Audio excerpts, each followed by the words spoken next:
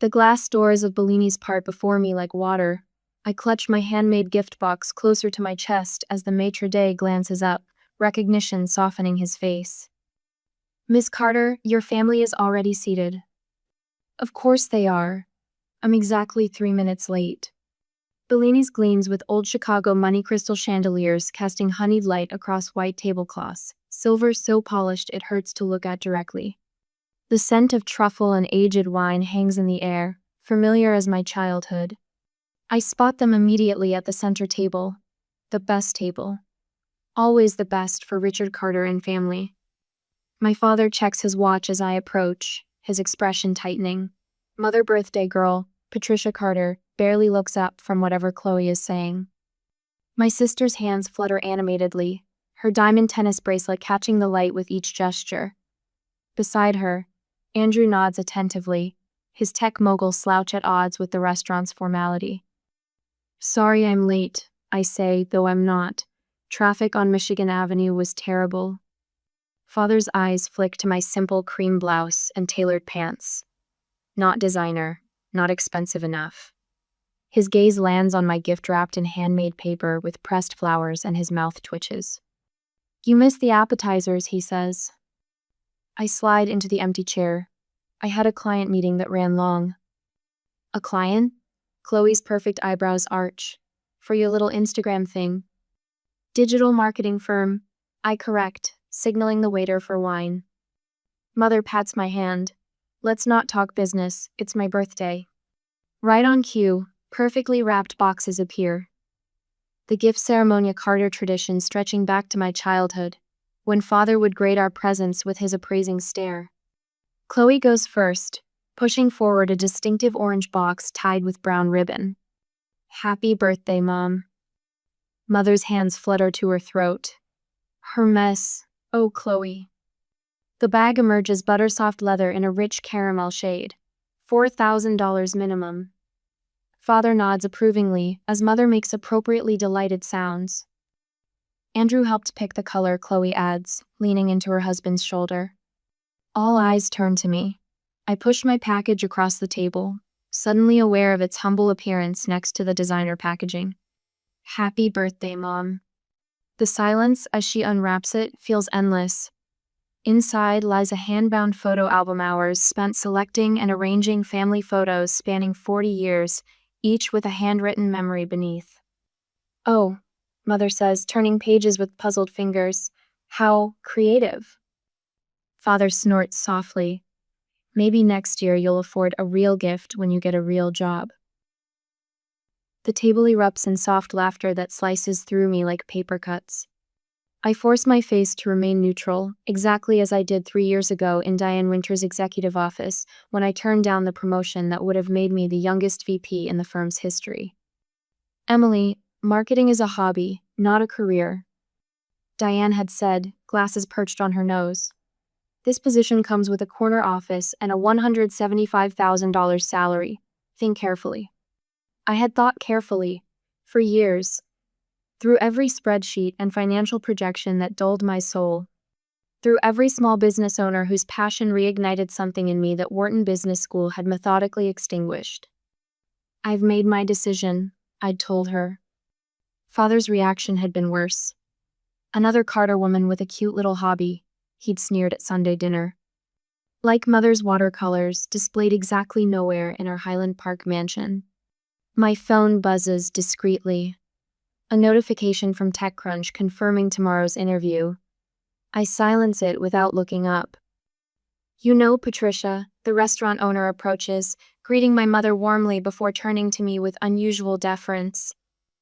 "Emily helped my nephew's coffee shop increase revenue by 60% last quarter. Remarkable work." Father's face tightens with confusion. Mother blinks rapidly. "Success looks different to different people," I say quietly, sipping my wine.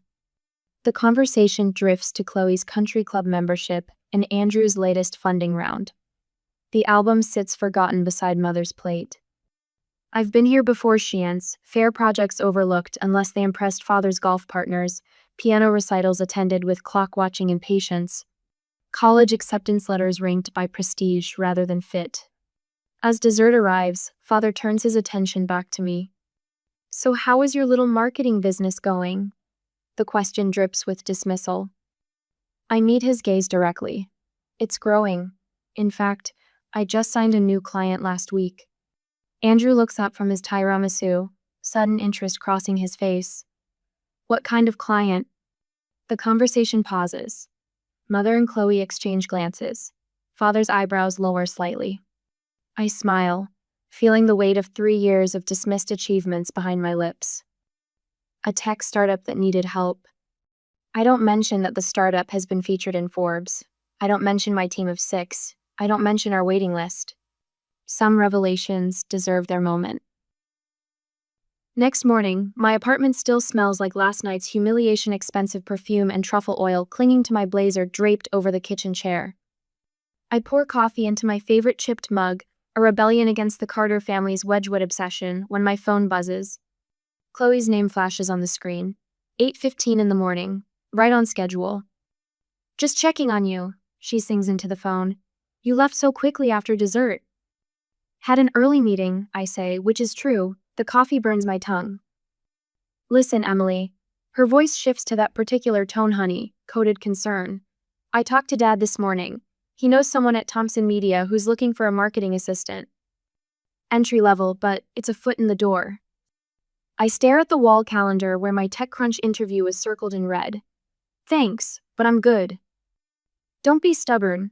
How long are you going to play at being a businesswoman? The words hit like a slap. 3 years building something from nothing, and still this. I appreciate your concern, I say, keeping my voice level. I need to go. Client meeting. I hang up before she can respond, but my inbox pings immediately. An email from my father with 3 job listings and the subject line, Real Opportunities. Below it, my mother, Country Club Brunch Sunday. Several nice single men from Richard's golf group will attend. Professional men, doctors and such. I close my laptop, grab my bag, and head for the door. The real world waits. An hour later, my office occupies the 3rd floor of a renovated factory in River North. Not the gleaming downtown skyscraper my father would approve of, but the exposed brick and massive windows feel right. Feel mine. Mia glances up from the reception desk as I enter. Morning, boss. The Vertex team is set up in the conference room, and Ryan finished the analytics report for BrewRight. They saw a 42% increase in online sales last quarter. Perfect. We'll include that in the showcase presentation. I pass the open workspace where my team of 6 already buzzes with morning energy. 3 years ago, this was just me at my kitchen table with a laptop and too much coffee. Now Digital Lift has a waiting list, and we turn down more clients than we accept. Not that my family would know or care. The morning meeting flows with the practiced rhythm of professionals who know their craft. We review strategies, adjust campaign metrics, and celebrate wins. When I dismiss everyone, I feel that familiar surge of pride. This is mine. I built this. Emily? Mia appears in my office doorway. There's someone here to see you.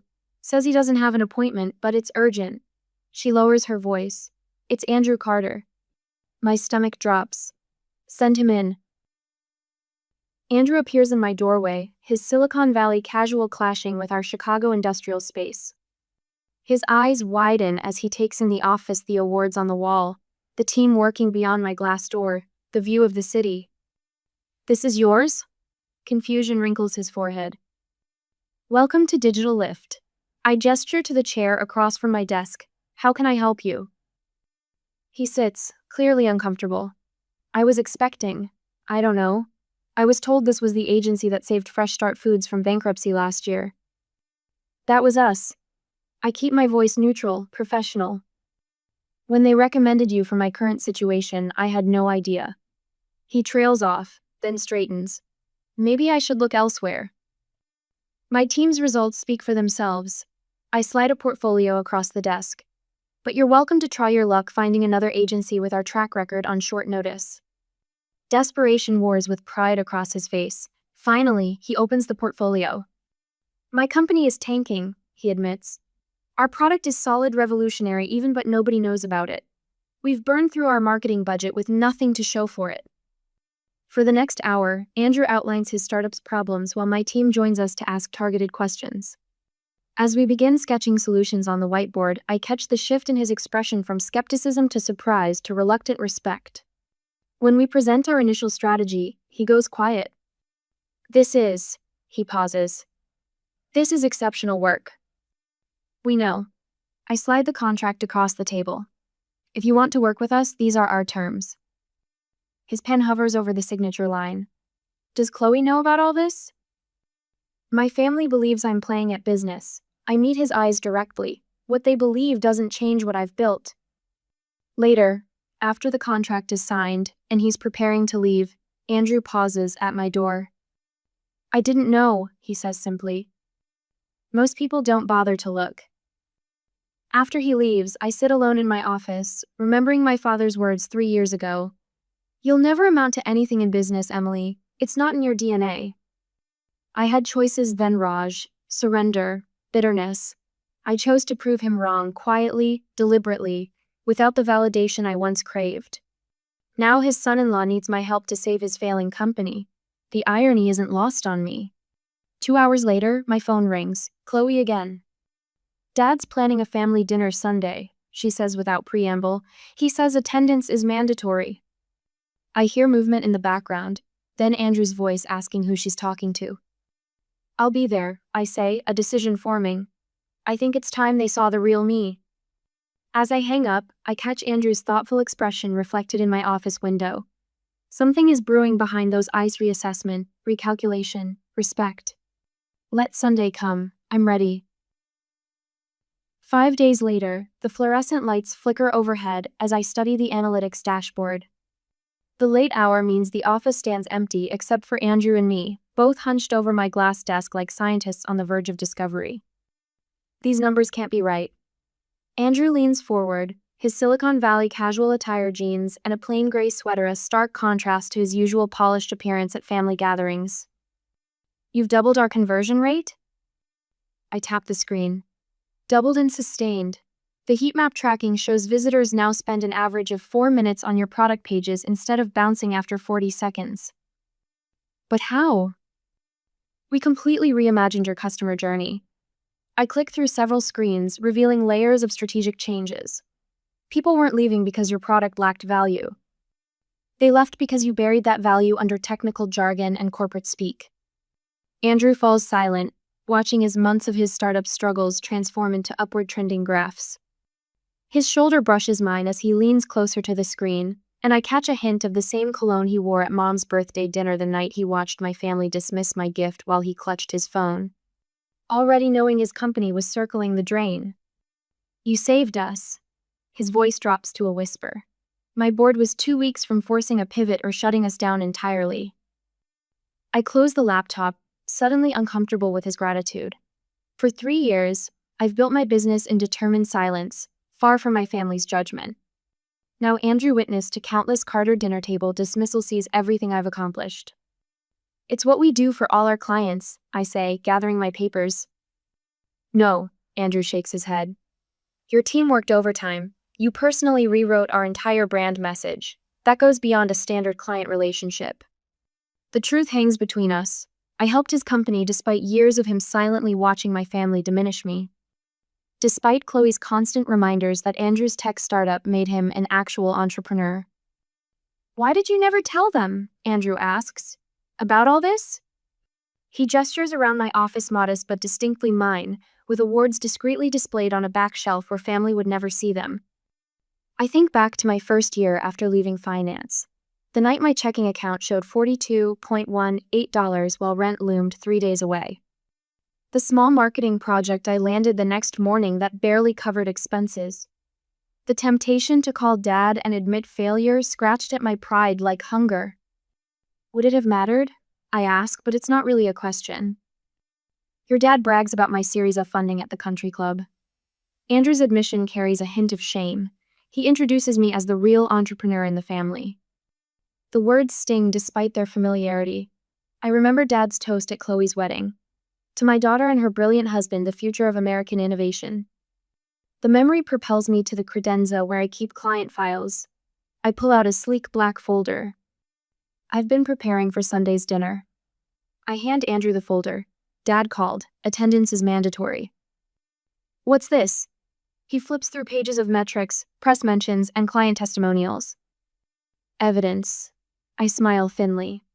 I'm tired of being the family hobby project. Andrew studies a page detailing his company's transformation. You're planning to tell them. I'm planning to show them. I turn off my desk lamp, plunging half the room into shadow. Success speaks for itself. The darkness can't hide Andrew's grimace. Chloe won't take this well. She's already noticed something's different between us. Professional respect shouldn't threaten a marriage. It does when you've spent 3 years describing your sister's business as cute. Andrew's honesty surprises me. I was wrong, Emily. About everything.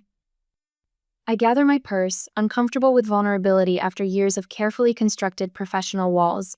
Sunday will be interesting. They need to know.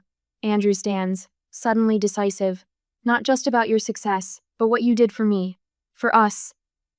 The us hangs in the air: his marriage, his company, his future with my family, all unexpectedly intertwined with my own path. Let me drive you home. He takes the folder back, tucks it carefully into his messenger bag. We should talk strategy before Sunday. 15 minutes later, in the parking garage, my phone buzzes with a text from Sarah, my business mentor from my finance days who jumped ship to start her own firm 5 years before I found the courage. Don't let Sunday become about them. Your success belongs to you first. Sarah understood from the beginning how I'd been the difficult Carter daughter, never quite fitting the mold my parents shaped so perfectly for Chloe. Everything okay? Andrew asks as we reach his sensible sedan. Just my mentor. She's been prepping me for psychological warfare. Andrew laughs, then sobers. Your family isn't the enemy.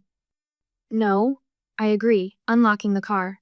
They're just people who never learn to see me. The drive to my apartment passes in comfortable silence. Late nights and strategy sessions have created an unexpected ease between us. Gone is the awkward brother-in-law who avoided eye contact at holiday gatherings. In his place sits a colleague who's witnessed my professional capabilities and no longer finds me lacking. When we pull up to my building, Andrew doesn't immediately get out. I'll pick you up Sunday, he says. We should arrive together. Chloe will. I told her I have a breakfast meeting with investors. I'll meet her there. Andrew turns in his seat. Emily, I need to say this clearly. You're brilliant at what you do. Your family should know that. I should have recognized it sooner. The validation I've claimed not to need washes over me like warm water. I stare at the dashboard, momentarily speechless. The Velocity VC report featured your strategy as a case study. Andrew continues. They've approached us about potential investment not because of my product, but because of your marketing architecture. I look up sharply. Velocity VC ranks among the top 10 venture capital firms in the country. Why didn't you tell me? I just found out yesterday. His eyes hold a new respect I've never seen from family. They want to meet the marketing genius behind our growth curve. We sit in silence as streetlights cast alternating patterns across the car interior. For 3 years, I've built my company piece by piece, client by client, while my family waited for me to admit failure and return to the path they prescribed. Sunday will change everything, I say finally. Andrew nods. Are you ready for that? The question hangs between us. Am I ready for recognition from people whose approval I've claimed not to need? Am I ready for Chloe's jealousy, Mom's confused recalibration, Dad's stubborn pride? Yes, I decide. I'm ready for them to see the real me. We finalize plans to meet before Sunday's dinner. As Andrew's car disappears around the corner, my phone buzzes with a text from Chloe. What's going on with you and Andrew? Mom says you're plotting something. I smile at the family paranoia that mistakes professional respect for conspiracy. Sunday can't come soon enough. On Sunday, Richard's dining room intimidates by design. Crystal chandeliers hang like judgment from coffered ceilings. The mahogany table stretches 14 feet, enough space for 20, but set for only 5. Family photographs line the walls, each one capturing a Carter triumph. Richard accepting the Businessman of the Year award, Patricia chairing the hospital charity gala, Chloe's wedding at the country club. None feature me. I straighten my silverware, though it's already perfect. The weight of crystal and silver surrounds us like armor. Emily. My father speaks my name like an afterthought. Patricia tells me you've been turning down her introductions at the club. I take a measured sip of water. I've been busy with clients. Clients. The word drips with skepticism. Chloe leans forward, diamonds flashing at her wrist. You know, I have a friend at Thompson Media who's looking for a marketing assistant. Entry level, but that's thoughtful. I fold my napkin precisely. But I'm not looking for employment. Patricia passes the salad, her voice honeyed with concern. Darling, it's been 3 years since you left Winters Financial. Even a small position would get you back on track. I've rehearsed this conversation countless times. Still, something tightens in my chest. Andrew stays uncharacteristically quiet, pushing lettuce around his plate. His eyes dart between me and Richard, his normal tech bro slouch replaced by tension. My father sets down his fork with a clink that silences the table. Family means legacy, and legacy means excellence. He begins the familiar monologue. 4 generations of Carters have built something extraordinary. Your grandfather started with nothing and created Carter Holdings.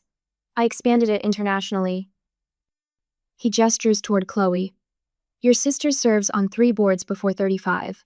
Her husband, he nods at Andrew, just secured second-round funding at what, 30 million? 28, Andrew mutters, not meeting anyone's eyes. The point is, Carters succeed. Father's voice hardens. We're planning the annual family trip to Vail this winter. For those who can afford it, of course. The old pattern unfolds. I should nod, smile politely, accept the diminishment. But something has shifted since Mother's birthday dinner last week. The TechCrunch article. Andrew's growing awareness, my own refusal to shrink any longer. Andrew sets down his glass too hard. Wine sloshes against crystal. Richard, I think you should know something. The table falls silent. Even Patricia, halfway through a story about the garden committee, stops mid-sentence. Andrew's voice has taken on an unfamiliar tone, professional, serious. He stands, smooths his napkin, and turns to me. Emily, I need your approval on the Thompson proposal, boss. The investor meeting is tomorrow, and I wanted to confirm the final conversion metrics before we present. Silence crashes over the table like broken glass. What do you mean, boss? Father's voice is dangerously quiet. I meet Andrew's eyes and respond with the calm confidence I use in client meetings. The metrics look solid. Tell Jensen we're projecting a 70% increase in qualified leads by Q3. Richard's knife clatters against fine china. What is this? Andrew takes a deep breath. TechStart was failing when I came to Emily. Our marketing was terrible, our customer acquisition costs were unsustainable, and we were burning through capital. He turns to face the family directly. Emily's firm didn't just help us, they saved us. Her strategy increased our valuation by 40% in 90 days. We're now the fastest growing platform in our sector. Chloe's mouth opens and closes without sound. Her company? Patricia whispers. Digital Momentum has a 6-month waiting list. Andrew continues. They've been featured in Forbes. That little Instagram thing is a 7-figure business with clients fighting to get in the door. He looks at me with genuine respect. She's one of the most brilliant business minds I've ever worked with. Our investors specifically requested her involvement in the next round. My father's face transforms through disbelief, confusion, and finally stunned silence. His mouth works, but no sound emerges. I always knew you had it in you. Mother attempts, her voice hollow. I told Richard just last month that your creative spirit would find its way. Chloe stares at her husband, betrayal and jealousy warring on her face. You never said anything about working with Emily. The power in the room shifts like tectonic plates. For the first time in my adult life, all eyes turn to me with something new, respect tinged with uncertainty. Father regains his composure first. Why didn't you tell us your business was doing so well? His tone aims for casual interest but misses by miles. I meet his gaze directly. I did. You just weren't listening. I place my napkin beside my barely touched dinner. Success isn't measured by what you can buy, but by what you can build. I stand, suddenly tired of the performance. When you're ready to actually see Minot the daughter you imagined, but the woman I am, we can continue this conversation. The silence follows me as I walk toward the door, steady and unhurried. I stayed on the porch. An hour later, the grandfather clock in the foyer strikes 9, its somber chime echoing through the hollow silence of the Carter mansion. From where I now stand in the entryway, I can map the family's retreat by sound alone. Father's heavy footsteps disappear into his study, followed by the familiar squeak of his leather chair. The click of Mother's heels trace a path to the sunroom, her voice already pitched to that particular tone she uses when reconstructing family narratives for her friends. Upstairs, Chloe's sharp words to Andrew bounce off marble tile. The house fragments around me, each family member scurrying to separate corners like wounded animals. I gather my purse and the car keys I dropped on the console table. My fingers brush against a framed photo of our family at Lake Geneva 15 summers ago.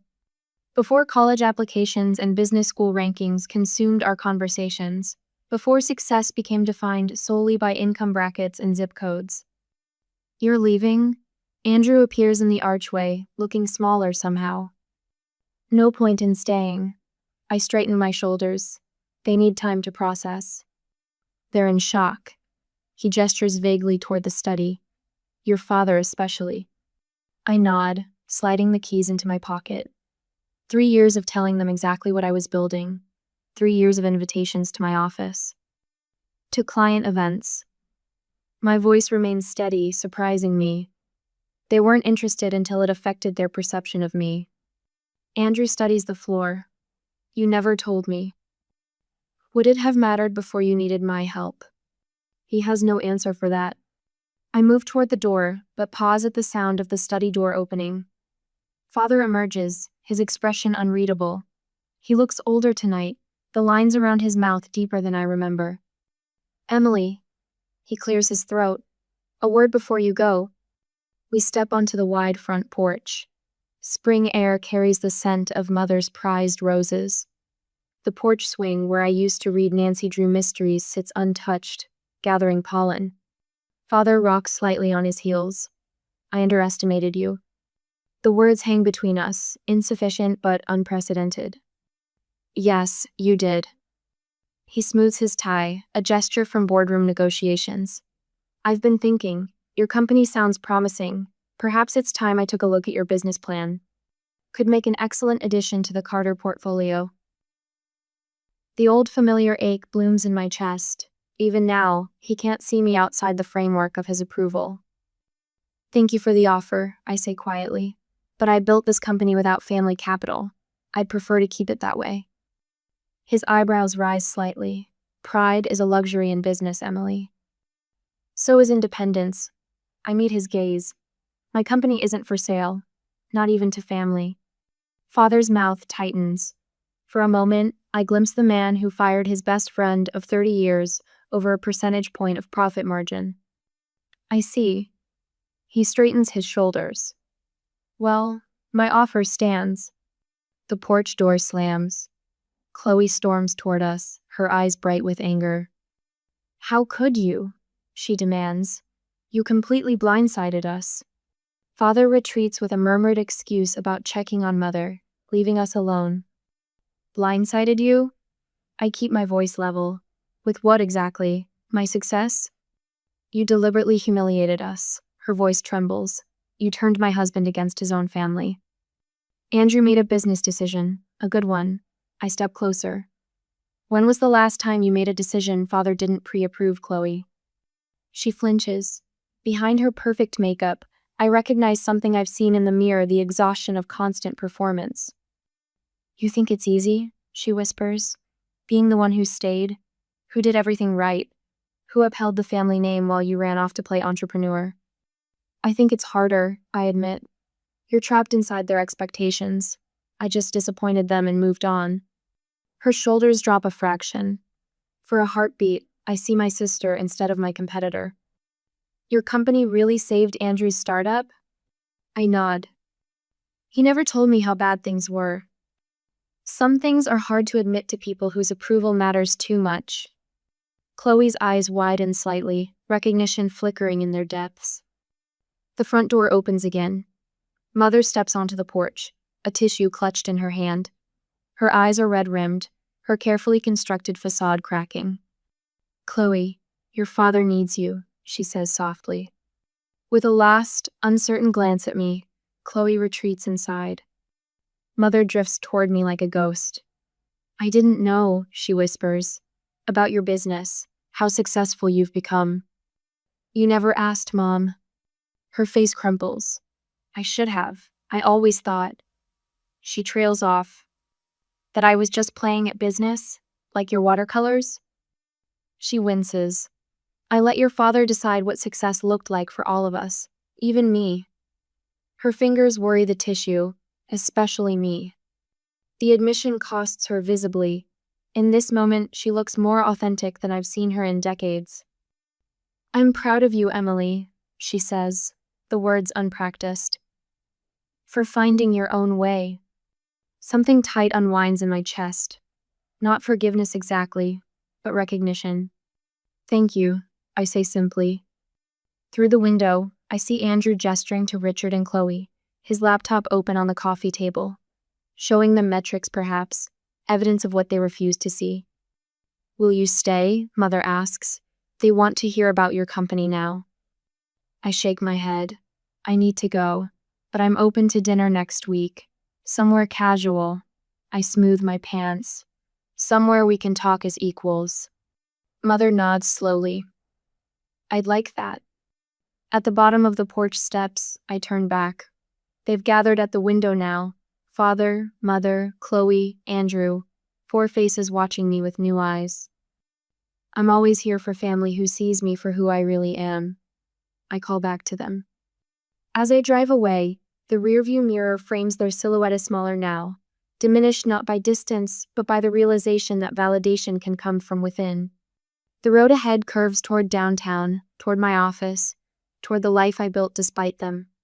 Perhaps someday, it will be a life they're genuinely part of. But that choice, like my success, isn't mine alone to make. My new office windows frame the Chicago skyline like a painting I've earned the right to enjoy.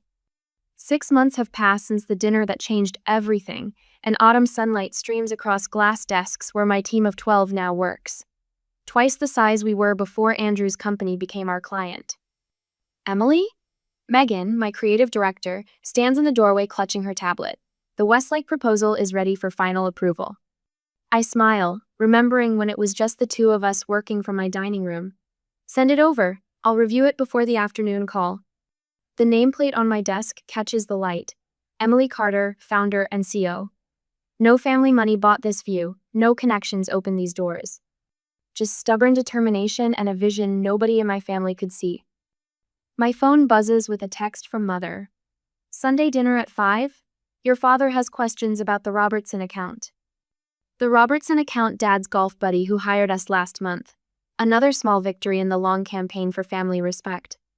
"Come in," I call as a knock sounds on my half-open door. Chloe steps inside, her designer heels clicking against hardwood floors. Her eyes widen as she takes in the bustling office beyond my glass walls.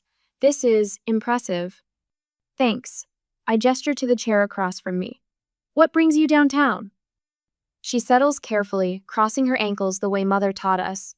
"I was shopping at Nordstrom and thought I'd stop by." Her fingers trace the edge of my desk. "Your team looks busy." "We're pitching 3 new clients this week." I lean back, waiting. Chloe doesn't make social calls without purpose. "Andrew talks about your work all the time now." Her voice holds a note I've never heard before, something between admiration and envy. "Sometimes I think he respects you more than me." The old Emily would have apologized. The new one doesn't. His company grew 40% since we took over his marketing. That tends to earn respect. She looks out the window, then back at me. "What was it like, starting something from nothing?" The question surprises me with its sincerity. For a moment, I glimpse the sister beneath the perfect exterior roan who followed the path of least resistance into a life that now feels hollow. Terrifying, I answer honestly, but also the most alive I've ever felt. "I've been thinking about interior design school again." The words tumble out like she's been holding them back.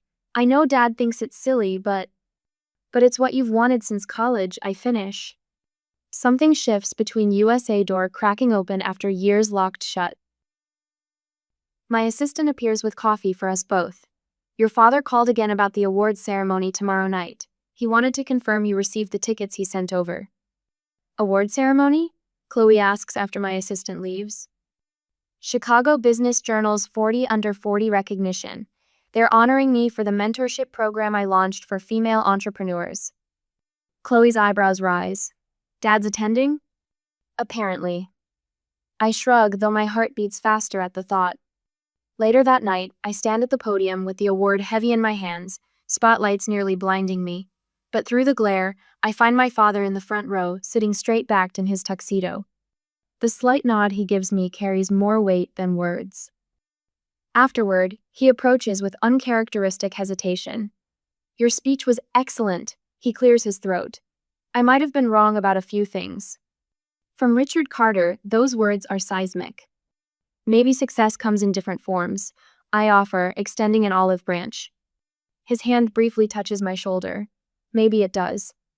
1 year later, I bring another handmade gift to Mother's birthday dinner. This time, when she opens the leather-bound journal filled with business wisdom collected from women entrepreneurs I've mentored, her eyes shine with genuine appreciation. This is extraordinary, Emily, she whispers, and I know she finally sees me. That night in my office, I study our family photo on my desk. My phone chimes with a text from Dad. Would appreciate your thoughts on a marketing situation with our Dallas division. Time to talk tomorrow? I smile as I type. Happy to help. That's what family does.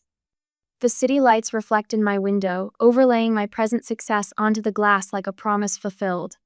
Some victories don't need applause to change everything.